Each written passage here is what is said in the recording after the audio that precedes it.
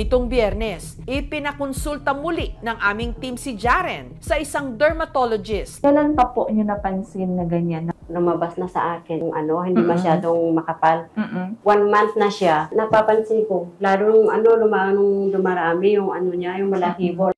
Ayon sa doktor, si Jaren, posibleng may kondisyon na kung tawagin, congenital hypertrichosis. Ito po isang inherited condition. Pero rare po ito, ha?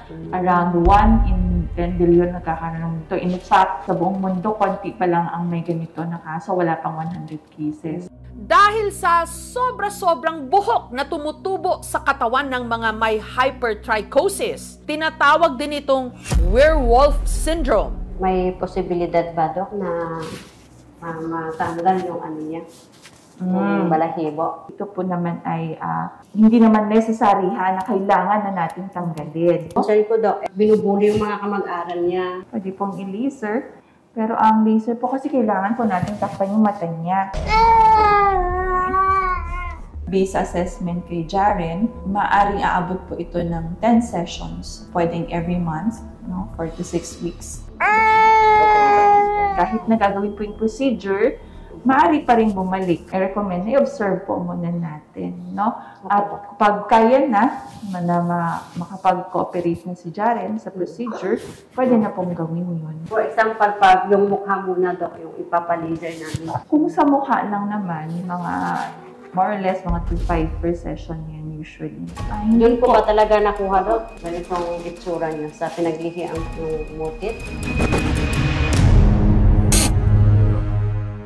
Hindi po, ma'am. Nagkaroon po ng mutation doon sa involved po sa development ng hair follicle. Hindi po dahil sa paglihian.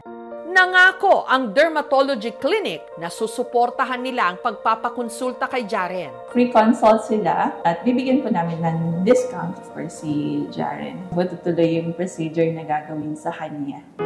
Samantala, ang lokal na pamahalaan ng Conner sa Apayao, nagpaabot din ng tulong sa pamilya. Meron po kaming ibigay na grocery na galing po sa LGU Conner. Meron pa kaming financial assistance. Nangako rin silang tutulungan ang mag-asawa sa gastusin at pagpapagamot sa bata. Nagbigay rin ng tulong pinansyal ang aming programa.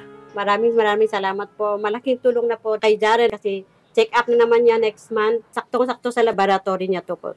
Patuloy man ang pagkapal at paghaba ng buhok sa katawan ni Jaren.